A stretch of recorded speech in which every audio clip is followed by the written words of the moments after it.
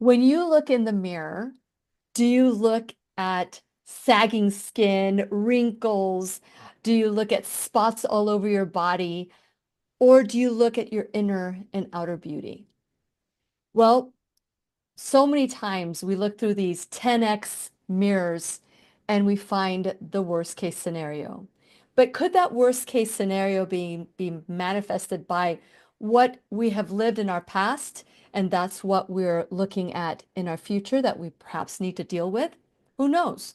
Well, today we're going to have a conversation with the skin whisperer. It's so funny because I call a lot of the teachers like a brain whisperer or a dental ex whisperer or whatever it is. But today, we are really going to be talking to a skin whisperer. We're going to be speaking with, in the classroom, dual board certified dermatologist and the author of The Skin Whisperer. And it's Keira Barr, MD, and she is going to share today how emotions play a key role on our skin's health. So go and get your paper and your pen because we're going to write lots of notes and learn and grow together. And when you need a friend, you can count on me. I'll be right here waiting for you. Hi, my name is Lily McDermott, and I am a certified life coach and the host of the Lillian McDermott radio show. I'm also a certified holistic cancer coach. If this is the first time that you're in the classroom, please know I've been waiting for you. This is a safe place where you can go when you need a friend. It is my commitment to provide natural ways to heal, and it is my mission to make awareness, responsibility, and truth a part of our everyday life. And I hope you, my listening, as well as my viewing friend, will feel empowered to embrace a new truth and live the life of your dreams. Well, how does someone that is classically trained as a dermatologist and then learns about hormonal health and menopause and all of that ties skin with emotion? So today we're going to learn some things. We're going to step outside the box. I hope that all of you who are watching and listening today are curious about what we have to say, what Dr. Barr has to say, and also be curious, not critical. And so, since it is our sole purpose in life to give and receive love and knowledge, I am so grateful that Dr. Keira Barr is here to do just that. Welcome to the classroom. I'm so glad that you are here finally. I'm super excited for this conversation, and I love what you said about being curious, not critical. I think that is so vital. It's kind of a through line for this whole conversation. Oh, wonderful. I'm glad that that sets the tone. I know that you had made a comment one time of a class I think I did with somebody else. It was I think it was Dr. Michelle Lamassa Dawson, and we were talking about emotions as well. And so this is something that most people dismiss as a Mm. potential issue that could be causing issues on their face, their body. And so share a little bit about how you became classically trained dermatologist to then look at menopausal health issues. And here you are talking to me about something that most doctors would never talk to their patients about. So share a little bit about your background and how you got here. Yeah, so I think I think a lot of people in this space of complementary and integrative medicine wind up here because of our own health challenges, right? When your mess becomes your mission, and that's exactly what happened to me. I was, classically trained, clinical dermatology, dermatopathology, so I've always been fascinated about what's happening on the surface as well as what's happening beneath it and connecting the dots, right? So a pathologist is the one who once you've had something removed from your skin, we look at it underneath the microscope. So I've always been fascinated about, the cellular, like the nitty-gritty of things. Well, about 12 years ago, my own skin started changing. I've always been very moly, but my moles were becoming darker. They were getting bigger. I was getting new ones that were really atypical. And ultimately, one of them, I had a diagnosis, early melanoma. And the focus of my practice at that time was skin cancer and melanoma, having done a melanoma fellowship. So I'll just name having to find something on my own skin and having to diagnose it was very Uh, humbling. It mhm. was a wake-up call that something was not quite right. And then things just started to snowball. It was hormone issues, gut issues. And so I went down the path of integrative medicine, functional medicine, doing the tests, taking the supplements, having more side effects, but getting no answers and no shift in my well-being until I landed in mind body medicine. And then it all started to make sense that everything, the common thread of all the symptoms that I was experiencing was stress in its many different forms, physical, environmental, emotional. Um, and it was manifesting itself on the surface of my skin. So, it just, I thought if as a physician of 20 years, if I didn't know what was going on with me, how was the average woman supposed to understand what was happening with her? So I really felt like I needed to pay this forward. And that's really how I, wound up doing a mini menopause fellowship and really connecting all the dots. But I'll pause there because I know I'm talking a lot, but there's a lot of intricate connections Yes. that makes so much sense that certainly we can explore of why emotions do show up on the skin in many different ways. You know, the fact that you're a dermatologist and you're saying this, just if I were a dog right now, my tail would be wagging. I'd be jumping up and down because you don't see that. And one of the things that I work with as a coach, whether it's cancer, working with somebody with cancer, or working somebody just that wants to improve their life in any way, it is so difficult because what they hear is that this is all in your head, and that's not what I'm saying.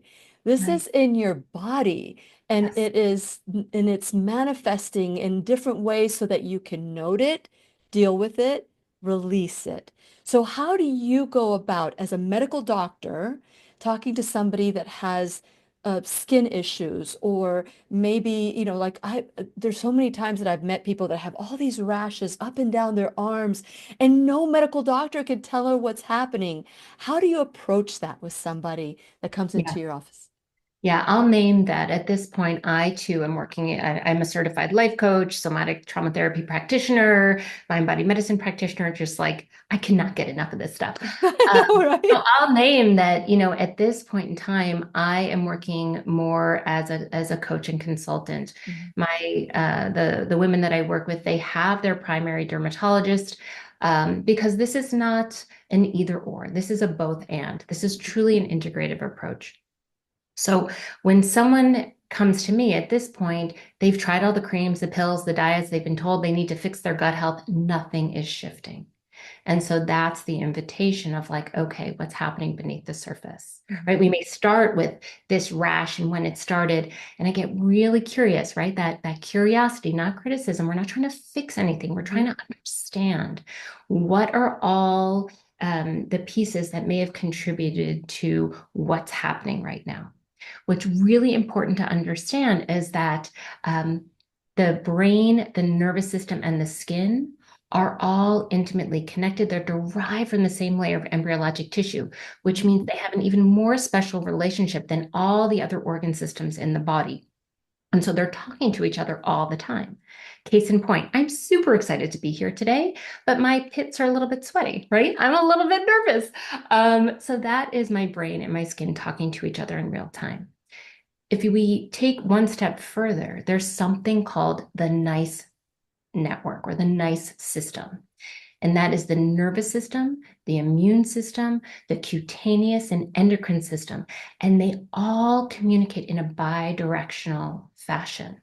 But it's the nervous system, from what we understand from traumatic stress studies and research, it's really, and thankfully for Dr. Stephen Porges with his polyvagal theory, right, really helped illuminate that it's the nervous system that is always scanning our environment for cues of safety or danger that really helps prime our body for how to react. And if our body senses cues of danger, whether it be to our physical health, our emotional health, our spiritual well being, it will sound the alarm bells and then send signals to your immune system, your cutaneous system, and your hormonal system to prepare to make sure that you survive. Now, some of those manifestations are inflammatory signaling, right? And so it can express itself on the surface of the skin.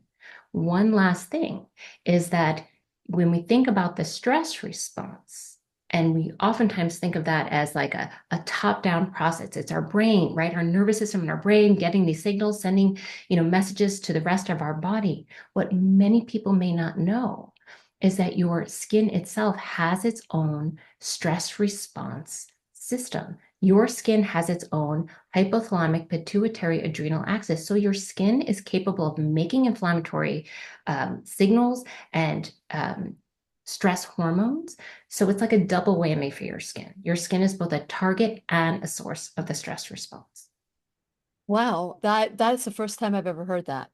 You Yeah. think of it below the surface, but to the top area, to see what's going on. So when you look at, I just recently did a class on neurofeedback, and I asked the question, when you're looking at somebody with ADD, ADHD, or dyslexia or some kind of cognitive decline, can you tell by the patterns of the wave patterns of the brain that this is more likely what's going on with this person, child?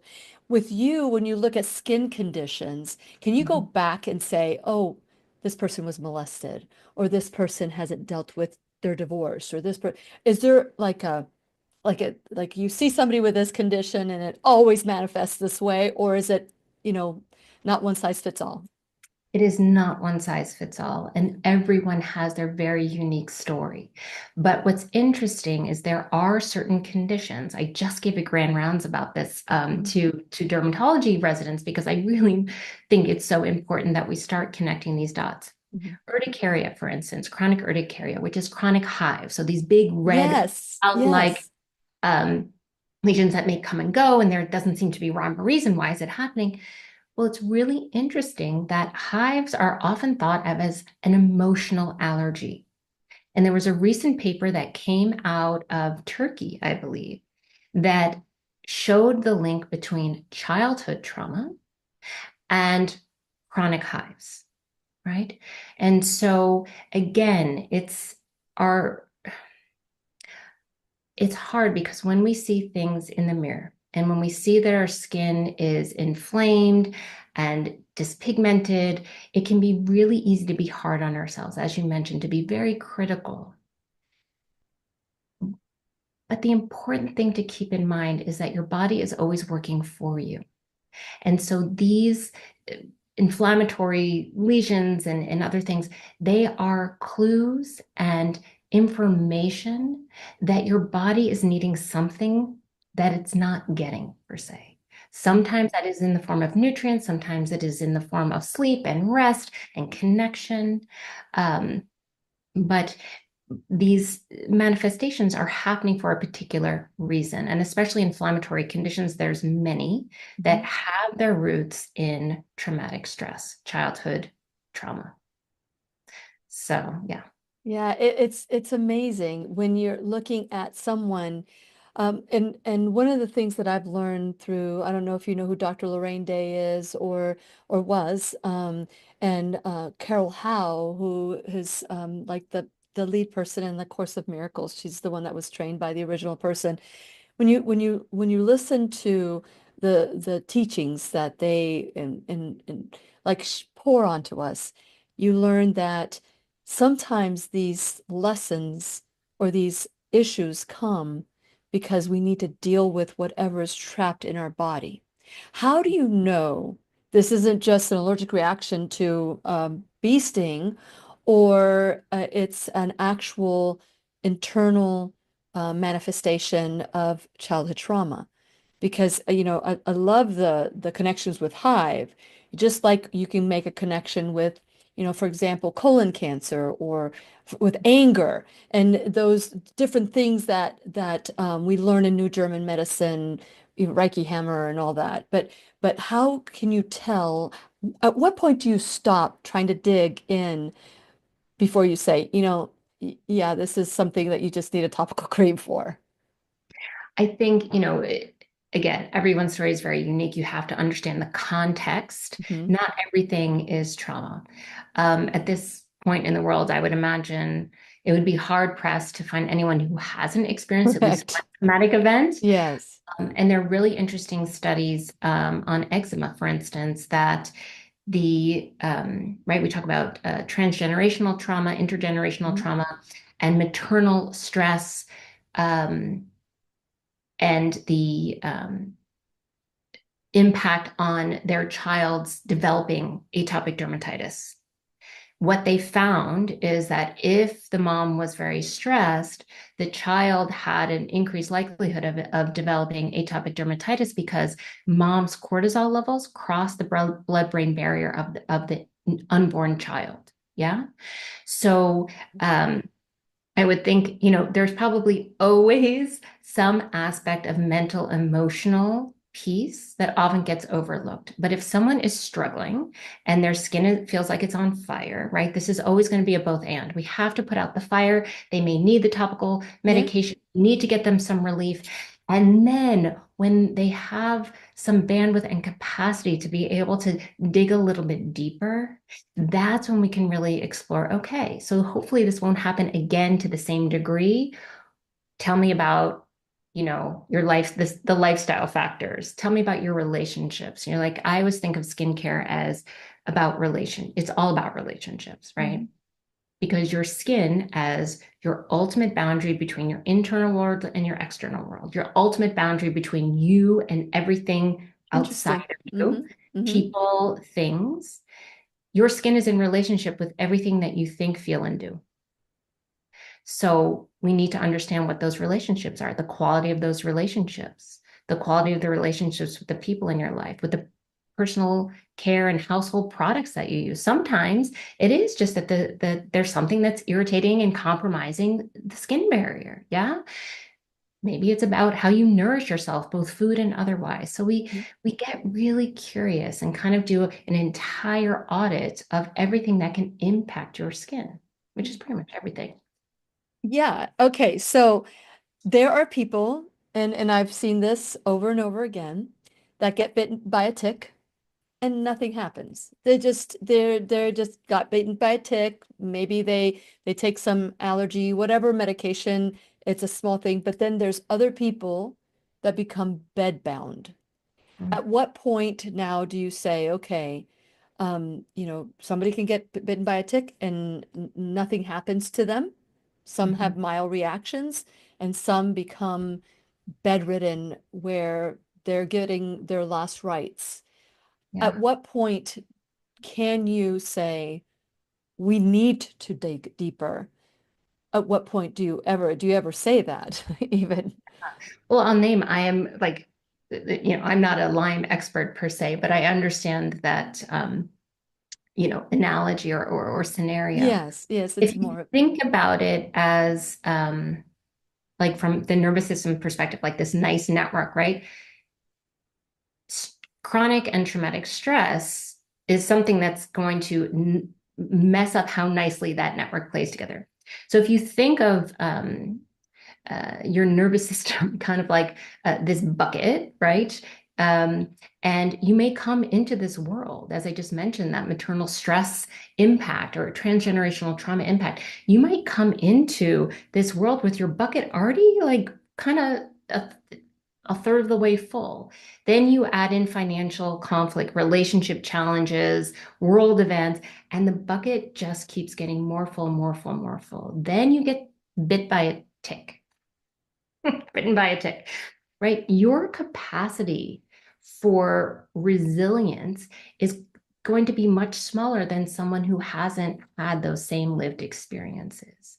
So I think a lot of it, again, it's a very individualized approach of understanding who the person sitting in front of you is. We are not algorithmic with this. Obviously, there are common things being common. We're taught in medicine, so you look at for those common things. But when they're not responding, when they're not getting better to what would otherwise help, the average person, that's the invitation to really start digging deeper. I love the word invitation, and that is the only way that people will get to where they need to get to is that invitation. Doesn't mean they have to come. It just means that they know that they're welcome to join. if they so choose to do it. So you had mentioned um, eczema, or and but there's other skin conditions like melasma. There's vitiligo. I think that's the proper terminology for it. There's Mhm. other skin conditions. Are they also associated with emotional trauma, or Yeah. is this is there any skin condition that is just basically, that you can look at and say you just need some topical cream? Yeah. So it's twofold. Okay. There are conditions and more research, and we're actually writing a paper on this about the role that antecedent traumatic stress and chronic stress can play in the onset and exacerbation of conditions. So, conditions like eczema, vitiligo, psoriasis, hair loss, including alopecia areata, um, hidradenitis suppurativa is one. It's a little bit, maybe people haven't heard of it, but it's a condition that can be incredibly painful. I'm trying to think of some of the others that we mentioned. Skin cancer. So as a cancer, support and expert in your own right, I don't know if you've also come across this literature, but we know that the role of traumatic stress in the cancer biology life cycle. And it was really fascinating. They looked at skin cancer. Basal cell is the most common, squamous cell, and then melanoma is the most deadly. They found that childhood trauma played an impact in all of them, melanoma more so. And in terms of the adverse childhood event questionnaire, Hmm. the higher the what we call ACE, adverse childhood Yeah. events, Yeah. the higher the ACE score, the higher the risk of melanoma. And for every additional ACE, it increased the risk of melanoma by 29%. Wow. Wow. So there are certain conditions where we know that how the dysregulation of our nervous system and how it keeps that alarm bell, sounding and disrupting the communication between all the other systems in that nice network, that can play a role. We also know that once you have been diagnosed with a visible skin condition, especially socialized as a woman in a society that your worthiness, your value oftentimes is tied to your appearance, which is complete BS, in my opinion. Yes. Yes. It is unfortunate that this is where we are. Living with this chronic condition can also create significant levels of stress, Hmm. anxiety, depression, and shame. And so then we have that side of it as well. So it can be contributing to, but also can result from having a condition.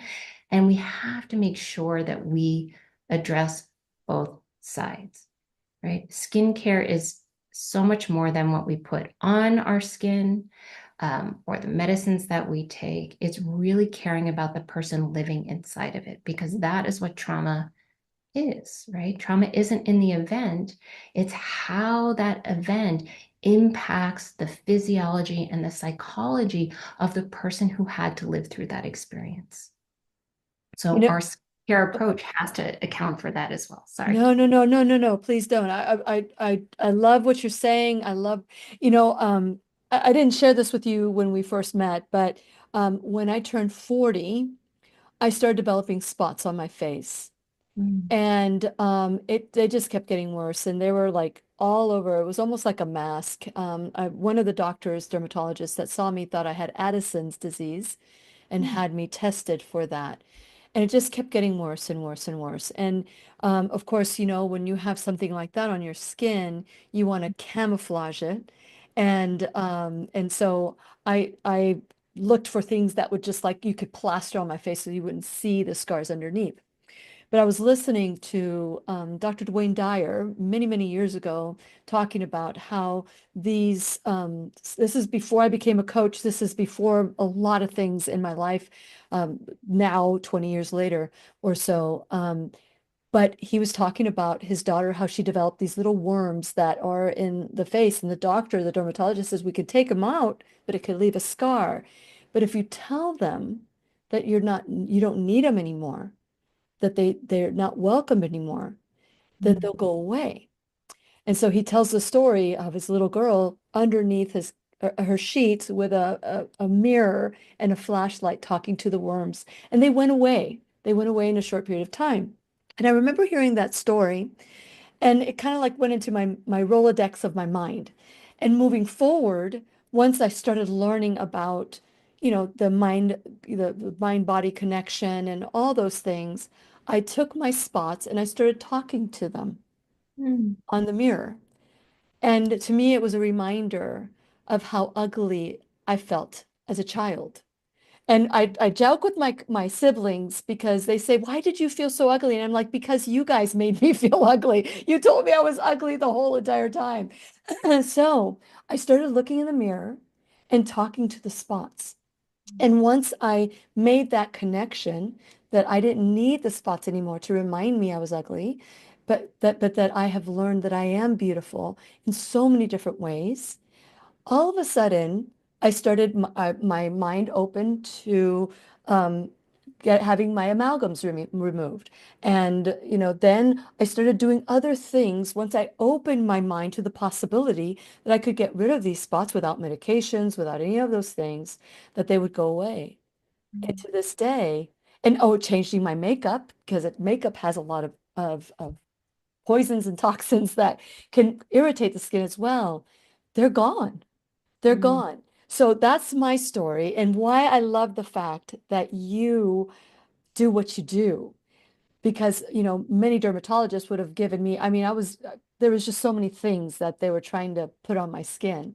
So in a situation like that where that a certain condition maybe is multifactorial, that maybe it's the amalgams that are other things, how do you work with another doctor to kind of work with that or resolve it, or do you do mirror talks, do you encourage your clients, patients to kind of love themselves through whatever they see in the mirror?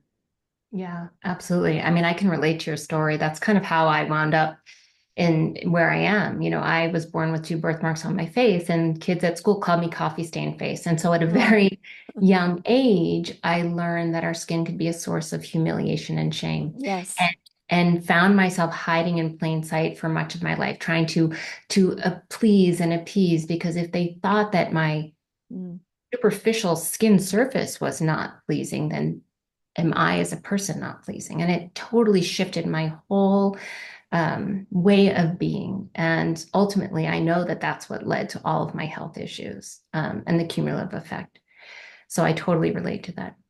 To your point um, about, I do collaborate with other folks, and the modalities that I use with my clients are very tailored to, I have to meet them where they're at, right? We talked about that invitation. Well, not everyone is ready to receive the invitation.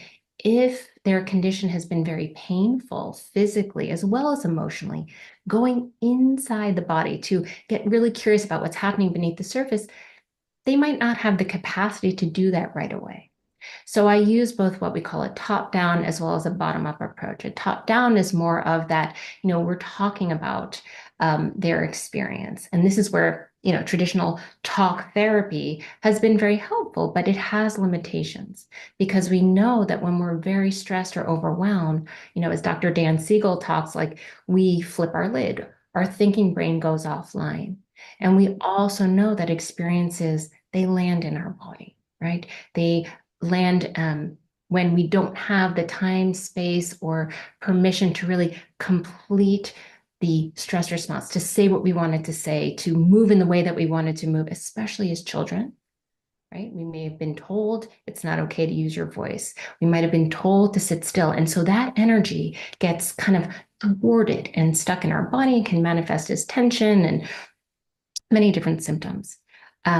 So we know that that's where that body up, that bottom up approach comes in as well, using the language of the body and seeing the messages that the body is offering.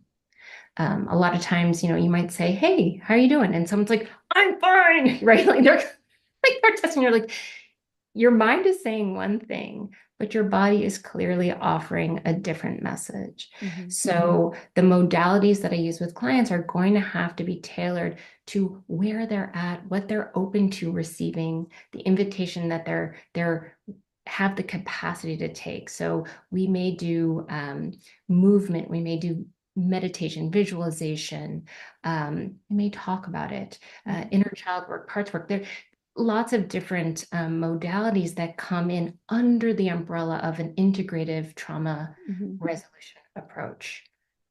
That's wonderful. And on top of that, you're a medical doctor that, you can kind of like the fear of the unknown. You could Yeah. probably say, yeah, you're going there. Let's rewrite that story because it's not going to happen. It's not it's no different than somebody having a heart palpitation and thinking that you have some serious condition and then finding out that it's a benign condition due to stress. Well, when you feel it, then you know, oh, that's a reminder that my body is stressed. For me, when I now, because of my situation with my face and understanding there was a connection to a reminder of how ugly I felt growing up. Now I can look at somebody and work with somebody, just like you said, I could relate because I had these things in your face, in my face, and people called me names. Mhm. They say sticks and stones may break my bones, but names will never hurt me.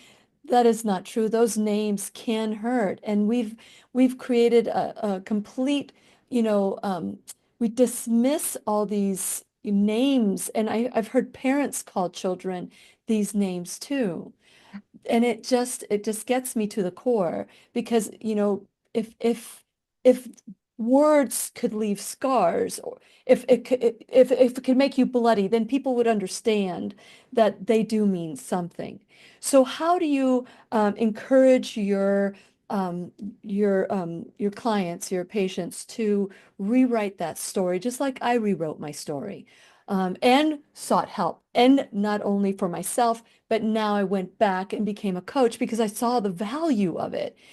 And Yeah. it's just so sad to see how emotions are dismissed so many times. Yeah. What can you share about that? Yeah, so I'll name when I first start working with someone, we do what I call a skin audit, right? It's that deep dive looking at their relationship to every kind of facet in their life, so we can understand, what might need attention right away. Is there something? And again, the nervous system dysregulation, there are some downstream effects. So if they're really struggling, whether it's bloating and gut issues, right? There's a lot of information, especially on social media, like fix the gut, fix the gut. But yes. And a lot of these people have done elimination diets, have been very restrictive on what have you. Um, the question is, why did the gut become dysbiotic in the first place? And a lot of this has to do with the emotions and other things. But sometimes they may need support, and I have a nice referral network that so that they're never just like hanging and stuck, right? We have to address the things.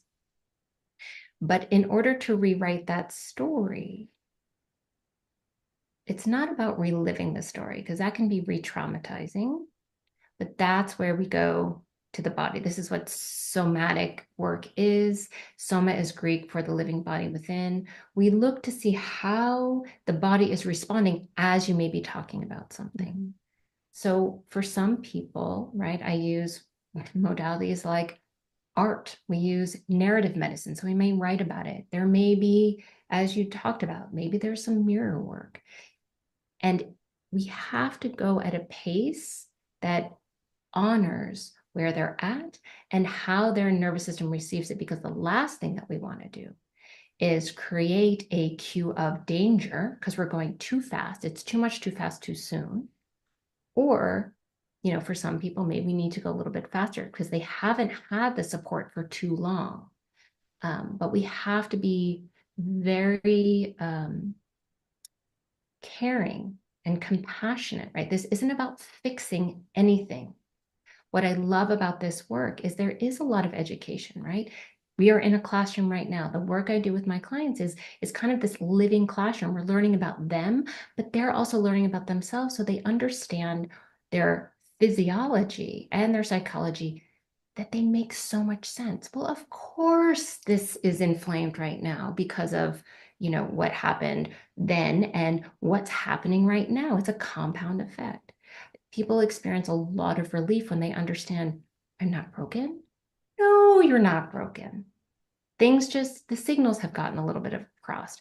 And we have an opportunity to rewire, repattern the signals that are being sent so that you can have a more kind, loving, compassionate relationship with yourself, regardless of how clear or how inflamed your skin might be. I love that. I love that. When I talk about rewiring or rewriting the story, I talk about going back to find the blessing because we can rehash the worst case scenario, the terrible things that have happened to us. But I really do believe everything has purpose. Just like you said, that mess became your message and that you're using this as your mission and but your pain can become your purpose as well. And so when you go back, and I call it going back to the tomb. I don't know. I'm a Christian woman and I use a lot of that visual if the person is also a Christian and they can speak that same language. But it's like going back to the tomb. When Mary Magdalene was going to come to prepare the body for burial of Jesus, she was going to the tomb to see a dead body. But what she found was the resurrection. And so we call it going back to the tomb. I call it going back to the tomb so that we can see the resurrection and whatever story it is that we've been telling ourselves, but saying it in a blessing as opposed to a curse. And so those are some of the things that I find for myself and for others that sometimes we get stuck in telling of the story over and over again and re-injuring ourselves with that story. So, I mean, does that make sense? I don't know if that It made totally sense. does. And I am on board with that. And I think but we have what we have to be cautious about is that bypassing, right? To go right from this is awful to everything happens for a reason. There's Correct. a purpose in this Sure. Yeah. because then we wind up again just suppressing and repressing the emotion that kind of got us into this pickle in the first place. Yeah. Yes. Yes. So being able to make space, right, to be able to allow for the discomfort in a very supported way while we're starting to move in the direction that we want to go. But if we just push the other aside and just say, it's fine, it's fine. I'm going to see the blessing in this. Mhm. We lose the opportunity to really help support our nervous system come back into regulation in the way that it needs to. And we risk winding up back where we were at some point in time.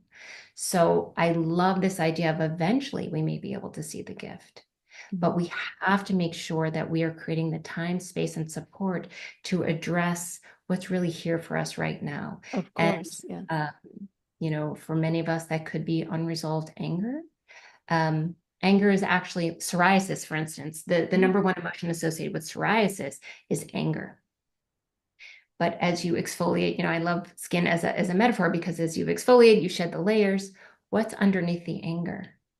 There may be sadness, grief, a feeling of abandonment and rejection, right? A lot of these wounds come from our caregivers and what we didn't get back there back then, not because our caregivers didn't try their best.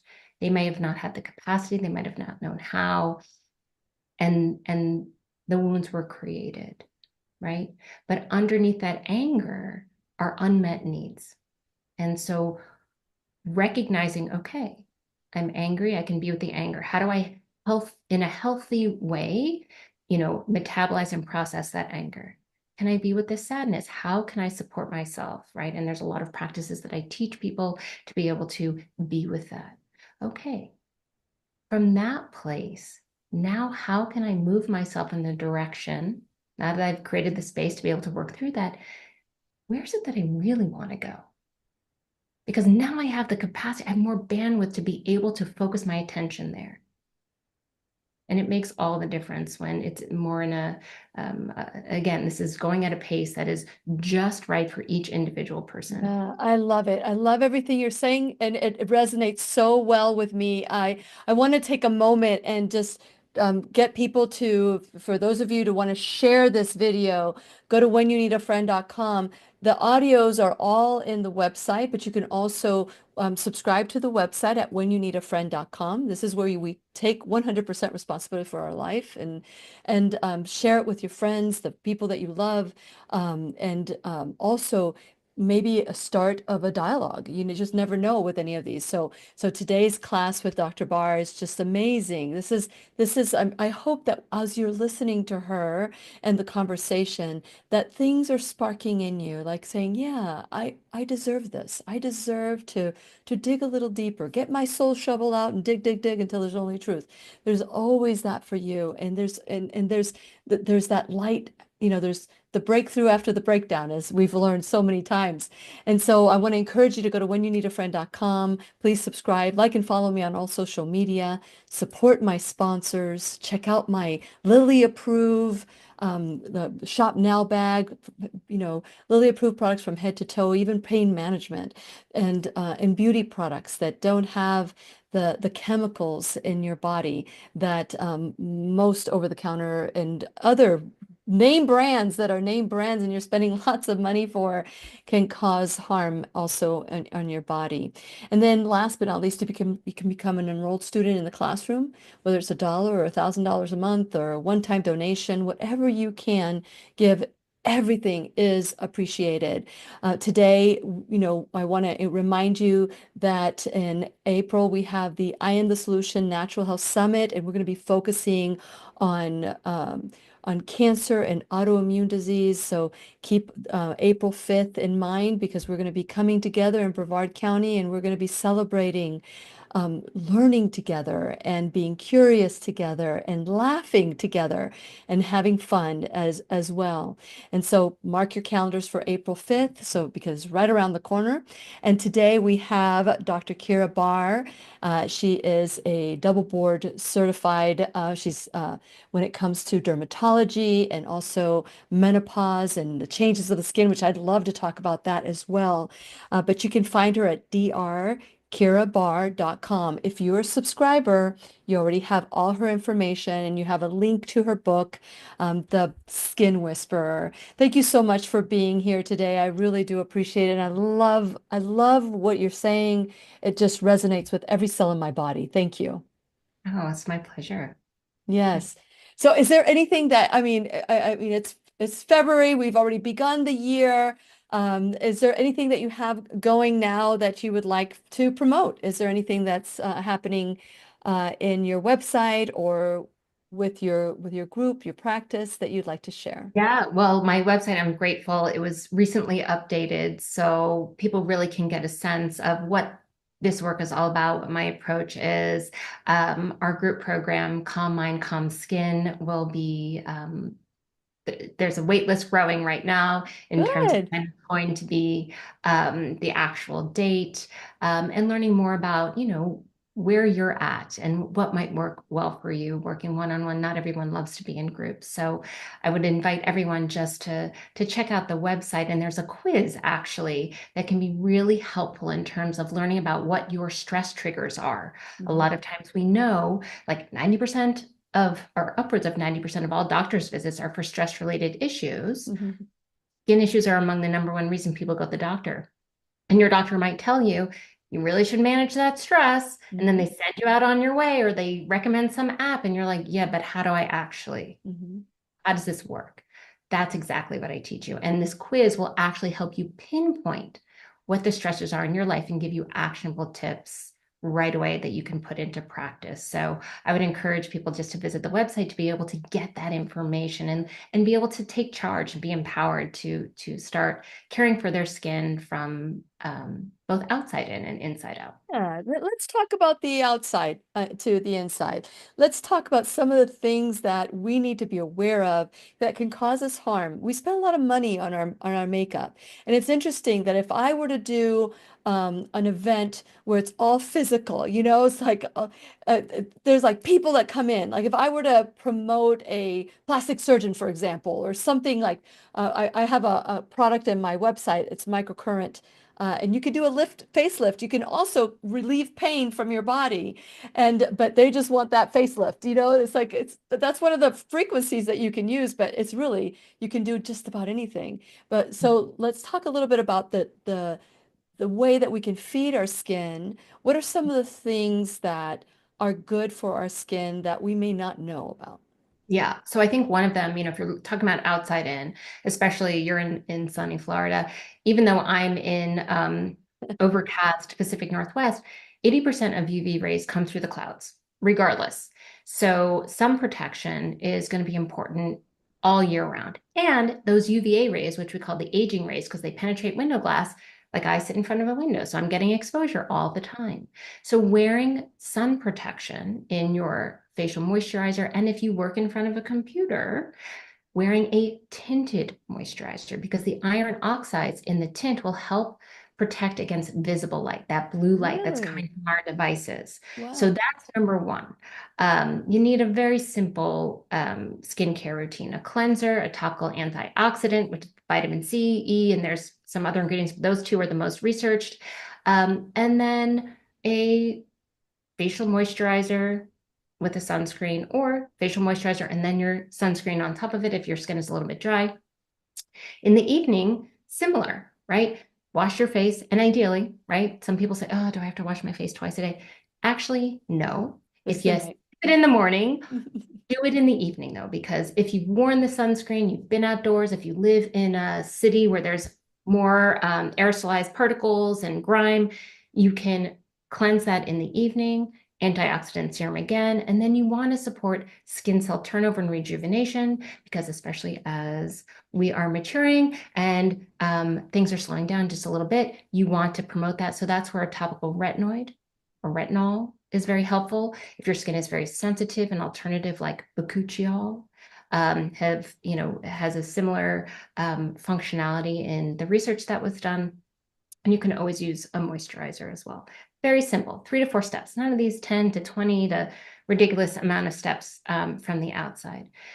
But what is going to support your skin incredibly well and is so important, and I think you're wearing an Aura ring as well, is sleep. So, right, what is our relationship to our environment, to sleep, to rest and recovery? Those of us who have experienced a lot of stress and trauma, it can be difficult for us to wind down, and we may not feel we're deserving of rest. And that can keep our body very activated and inflamed and such. Prioritizing your sleep regimen, which starts from the moment you get up, right? Getting out of bed, trying to get some morning sunlight to help regulate our natural circadian rhythms. Your skin actually has its own clock.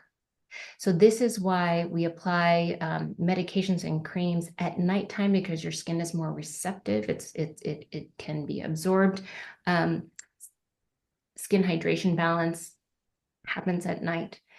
And what also happens when we get a good night's rest is that there's a rebalancing of your primary stress hormone, cortisol, with your significant antioxidant hormone, melatonin. It's one of the most potent antioxidants that our body produces, and melatonin plays a significant role in skin cell rejuvenation, DNA repair. It helps our hair grow, right? So, and our Aura ring, right? Mhm. Tools, if you're into tech and all of that, it can help give you information of how well you may be sleeping and where there are opportunities, invitations to change some habits that would support your body's capacity to get more quality sleep, like getting off your device in the evening, right? I mean, I do not look glamorous. I'm sorry. And I got my mouth guard. I got my eye mask. I've got my silk bonnet for my hair. Sometimes I'll wear earplugs or I'll listen to binaural beat, like in the room.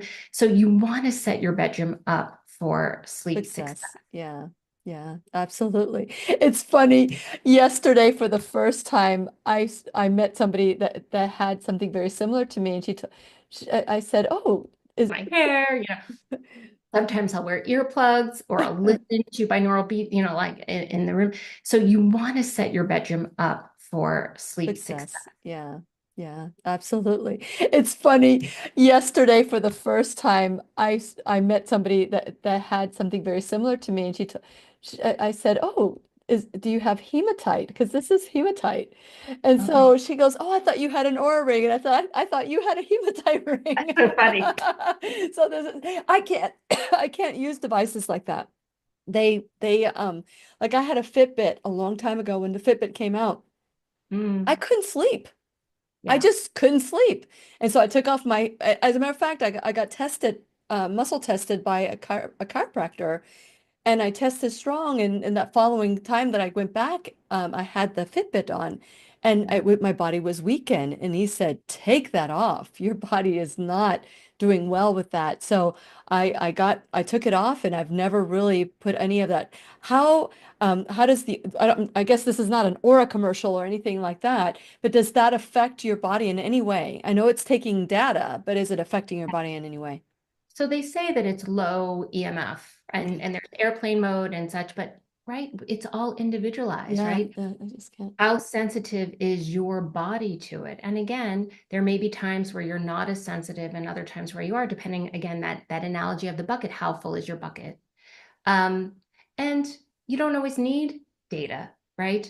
Your body is going to tell you if you're willing to slow down enough and listen, right?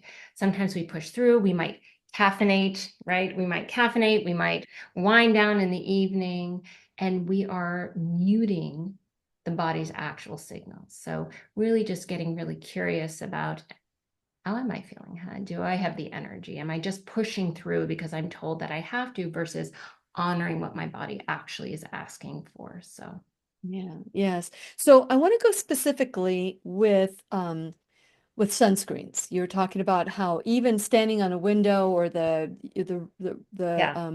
radiation that we're getting from our computers. Like I'm right now, my feet are grounded. I've got my feet grounded, but I don't know if that's going to be protecting me or not. But that's what I do when because I'm sitting here for such a long time, my feet are grounded. But when it comes to sunscreen, a while ago, I was told that there are two ingredients that you must have in a sunscreen, and maybe you can help out, if this is real or not. One is titanium dioxide and zinc oxide. Those are the two things that I look for. But then you look at some of the ingredients that you should avoid.